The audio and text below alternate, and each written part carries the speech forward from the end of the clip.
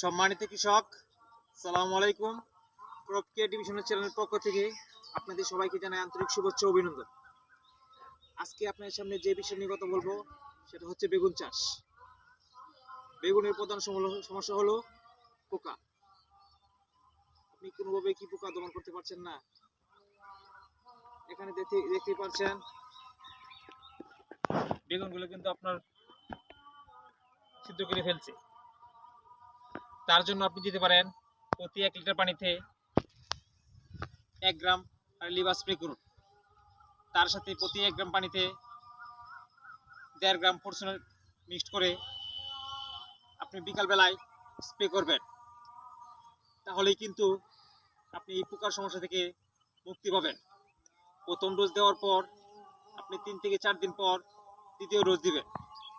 দ্বিতীয় ডোজ দেওয়ার পর আপনি 3 থেকে 4 দিন পর আবার স্প্রে করবেন। ওষুধগুলো আপনি প্রধানত বিকাল বেলায় স্প্রে করবেন, যখন আপনার তাপমাত্রা কম থাকে।